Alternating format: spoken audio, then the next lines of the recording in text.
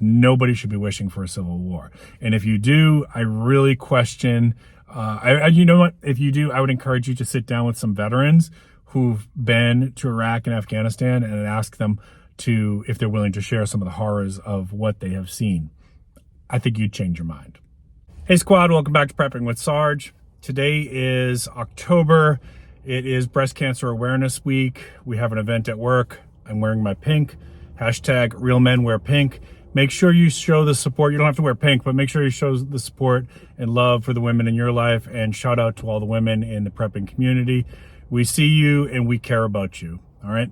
Today's topic we're going to be talking about is the United States already in a soft civil war, right? There's a lot of experts starting to say that basically the civil war has already started, but it's not like people thought it was going to be in like fan fiction and movies and things like that. So let's talk about this. What is a soft civil war? All right, so in short, a soft civil war is when you have a period of widespread ideological, cultural, and political discord, but without widespread violence. You can have pockets of violence. You can have little incidents and things like that, which can include anything from snipers to IEDs, which we have seen both actually already in the last couple of years. And now it seems like it's starting to heat up and be more frequent with political acts of violence. So what are some of the characteristics of a soft civil war? Well, you have deep polarization is one of the first characteristics, where people are moving to the fringes of ideology. This can be based on left versus right, like Republican versus Democrat, progressive versus MAGA, however you want to look at that, rich versus poor, along racial and cultural lines. And I think we've seen a little bit of all of that, unfortunately. Next characteristic is erosion of trust in media, erosion of trust in politicians, erosion of trust in institutions like police, the judicial system, schools. Yeah, we've definitely seen all of that, and it's been building and building over the last few years. Next characteristic, information warfare, where you have propaganda, misinformation, and psyops. Definitely have seen this, right? And it's not just on mainstream media, which I think that they're unfortunately tend to be the worst villain in this, in terms of putting out narratives and agenda that is driving people to these extremes. And if you're from the media, don't deny this. We all have seen this developing for the last 15 years. You push an ideology that is pushing people to more and more extremes of one end of the spectrum or the other, right? Whether it be the right end or the left end, depending on which channel you're watching. But they both have gotten less away from actually factual reporting and more in terms of propaganda, psyops, ideological reporting, which is not the way that news media really should be done, and it's not the way that it always was done. But also we've seen this information warfare is spread now to social media. Reddit has become very, very heavily influenced by bot activity, sociological, ideological, political banter on there that is propped up with bots that upvote certain things and downvote any dissenting opinions. I'm on Twitter X, which is that is the wild, wild west if you want to go on and discuss politics. Sometimes I love it. Sometimes I hate it. I'm on there for my platform. And yes, you will see me engage in some political banter on there. But Facebook kind of depends on which groups you're interacting with and whatnot. There, some people say that they managed to do not interested, and eventually filter out all the politics on there. If that's what you want, good on you. Instagram tends to be a little bit less political, but it's on there as well. I'm not on TikTok. You guys let me know down in the comments, how much politics do you see on TikTok? I suspect it's a lot based on stuff that I see get reshared to X. So social media has become not just overwhelmed with some of this stuff, but we're seeing outside influences. There's evidence that there's Russian and Chinese psyops going on here that are influencing posts to make it look like it's being made by Americans to stir up these flames, right? Make no mistakes, there are outside influences that want to see America become engaged in a full-on kinetic civil war. And so a lot of the times the things that you're seeing on there of like people posting inflammatory posts and then it's upvoted, a lot of that is agents from other nations that want to sow some discord here. And then a lot of it is bot activity as well. Next characteristic is cultural fragmentation, conflict, and people choosing sides.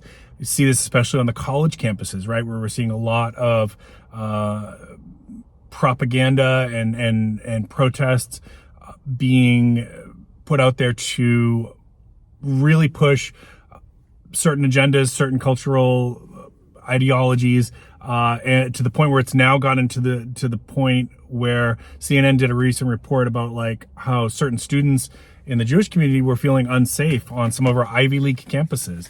This should not happen. Like, obviously, as somebody who went to college and graduate school, yeah, we were encouraged to be politically active. That's part of your college education. Yeah, you had some professors who were trying to insert their own influence into how students think.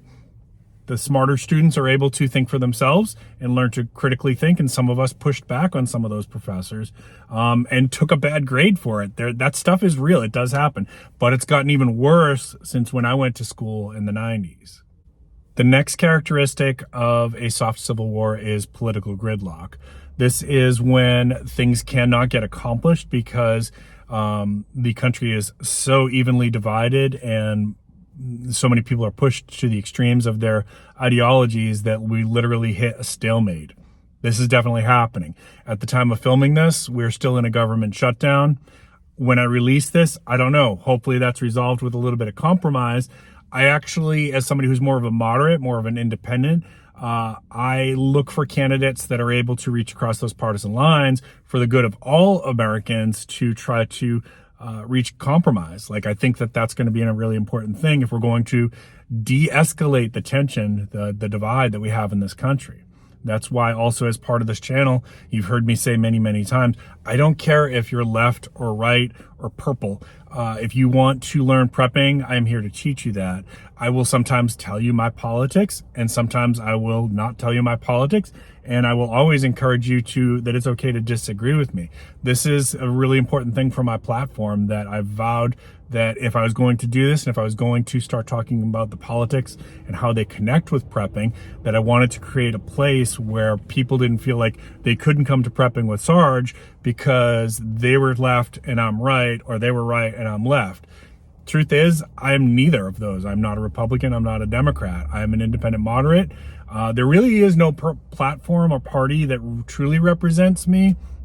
Maybe I could closely align with like a constitutionalist or libertarian in some degrees, but then it doesn't even work that way because there's a lot of people who identify as libertarian that don't really understand what the Libertarian Party was supposed to stand for, and it's become twisted and distorted and now in some ways even looks ludicrous sometimes. The Libertarian Party was supposed to be about preserving your individual liberties, and there is a place for state and government institutions, but their primary role is to protect the people of the country and support our basic rights and constitutional rights and your liberties and freedoms. That was the purpose of those institutions. I might go a little bit beyond that and say that you've heard me talk about that I think that there's a place for our government to have a role in creating a healthcare system. We have not done a good job with that. But that's a whole nother side tangent. We could do another video on that. I talk about it frequently. If you're interested, just stay with me. But we have this political gridlock right now. Political gridlock that basically it's getting to the point where we can't get anything done because of this. All right, and then the next component of a soft civil war is occasional acts of violence.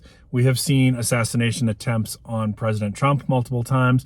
We have seen other legislators have people come to their house and murk them. We have seen threats against the Supreme Court. We have seen IED bombings.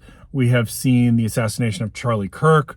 It does seem to be amping up in frequency, and that is concerning. So what we don't have if you think when people think of a civil war, they're thinking maybe like government versus militia kind of thing, right? Like that's typically how it's portrayed in fiction.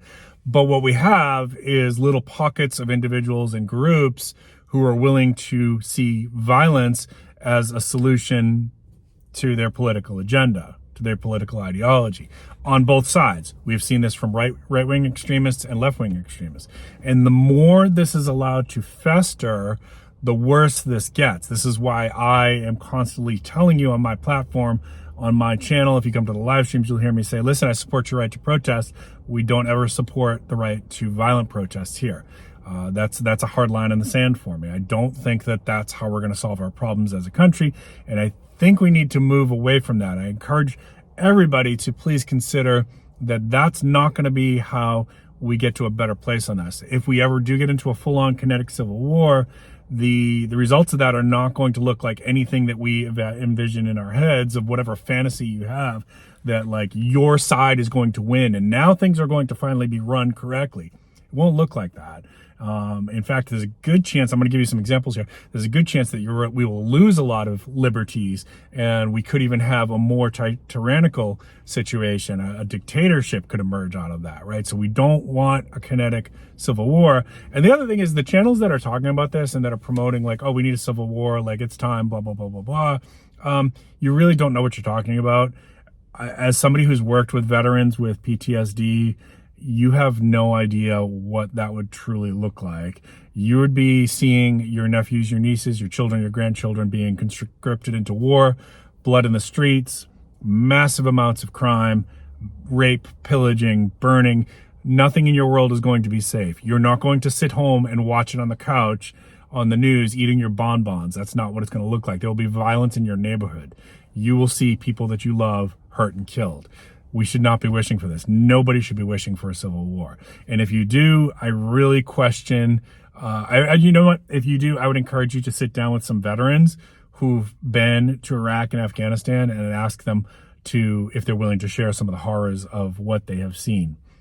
I think you'd change your mind. All right, folks. So now I'm going to put on my glasses here because I want to read from my notes here. We have some examples of soft civil wars from the past and what was the end result of that. So Weimar Germany, 1919 to 1933. Duration was about 14 years. The nature of this was deep ideological divide between communists, social democrats, and far-right nationalists. The symptoms included street clashes, political assassinations, propaganda wars, and institutional breakdown. The resolution was, unfortunately, it did not end in reconciliation, but in the collapse, and it led to the rise of Nazi regime in World War II. Not a good outcome. The lesson learned here is polarization without strong democratic institutions can lead to authoritarianism. Italy, the years of lead, 1960s to 1980s, duration about 20 years, ideological warfare between far left and far right groups. Symptoms included domestic terrorism, assassinations, and political instability. Resolution of this was the gradual de-escalation through policing, political reforms, and economic stabilization. The lesson learned from this one, strong legal institutions and public fatigue with violence helped to restore the order. That's, we got to be careful. See, like the more we have to lean into strong legal institutions, the more we risk erosion of our basic liberties. Northern Ireland, the time of troubles, 1960s to 1998, duration of about 30 years, sectarian and political conflict between the Unionists, mostly Protestants, and the Nationalists, mostly Catholics. Symptoms included paramilitary violence, bombings, and deep societal division. The resolution came about on the Good Friday Agreement of 1998, which included a power-sharing deal brokered with international support. Lesson learned here was peace was achieved through negotiation, compromise, and sustained international mediation. There's another risk here, right? Like if it goes on a long period of time, then we might have to lean into the international community to tell the United States what to do. Folks, we are the cowboy culture. We do not like any other country telling us what to do. That's embedded in who we are as the United States of America. And that's another risk of this, right? Like it's not going to, this is what I keep trying to tell people, it's not going to end the way that you think it's going to end, whatever fantasy you've devised in your mind about how the Civil War would be good for this country. It's just not going to. So we could end up with a situation where the international community is now telling the United States what to do. That would almost certainly involve the erosion of certain amendments and basic freedoms that we now have. The blue hats are coming. The blue hats are coming. All right, next one, Chile, 1970s to 1990s, duration about 20 years.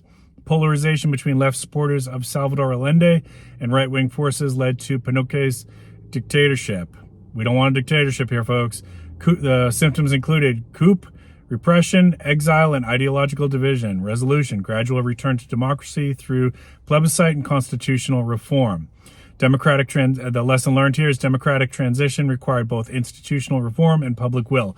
Enough people have to say, enough with the violence, we need to compromise. You understand? All right. Then finally, we have what we have right now, which is the United States, 2000s or so, maybe, to the present. It's an ongoing thing. We want to say maybe 20, 25 years. It's hard to say when this started.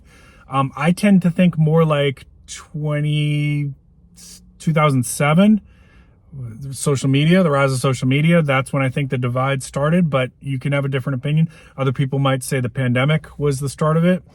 But this is an ongoing thing. We've got increasing polarization among political, cultural, and informational lines. Symptoms include misinformation, political violence, institutional distrust. That's where we're at right now. Resolution, TBD, to be determined. Some scholars argue that civic education, electoral reform, and media literacy are keys to de-escalation. I do agree with part of this. I do agree that we need to educate people on fact-checking, thinking critically. I think we need to look at our educational institutions that are possibly indoctrinating people to extremes.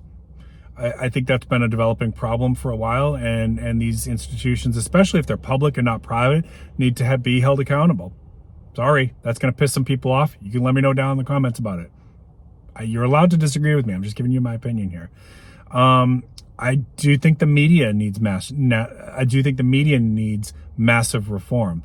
I think our politics needs massive reform. I think you could make a case for term limits, especially for Congress. I think you can make a case for term limits for the Supreme Court. I think you could make a case for maybe the Electoral College and redistricting is causing some of these problems. I think you could make a case for, so this is a big one for me, the lobbying power of corporations, not just with lobbyist donations, but also with information, right? Because information can be given to a legislator that they can use for trading stocks and doing things which we, the peasants, would not be allowed to do, but legislators are exempt from it as long as they disclose their trades. And I think that's how you get a lot of corrupt people moving into political office. They crave the power. They don't crave civic service, right? So all of those things, in my opinion, are worth looking at. Again, you don't have to agree with me. You can let me know down in the comments that you think my ideas are dumb. That's fine. Just articulate what you think the solution is and why you think I'm wrong. That's all I've ever asked. All right. So let's see. Common threads here. Let's put the old specs back on. Common threads here: strong institutions, courts, media, and civil society, inclusive political processes. American people need to be part of the solution. Public fatigue with conflict needs to be there. I don't know if we're there yet. I think some of us are there. International mediation or pressure. Sarge is going to tell you I disagree with that one. Trust and reconciliation efforts. Yeah, I want to be able to trust the media. I want to be able to trust our government. I want to be able to trust our education institutions. They have some work to do to restore that. So, folks, those are just my thoughts today. I want to let you comment down below. Let me know what you think. Are we already in a soft civil war? And is there a path out of this that does not involve us escalating into even more violence? All right, folks, I appreciate you. Please stay safe out there. Keep planting your seeds. Keep stacking your silver. This is Prepping with Sarge.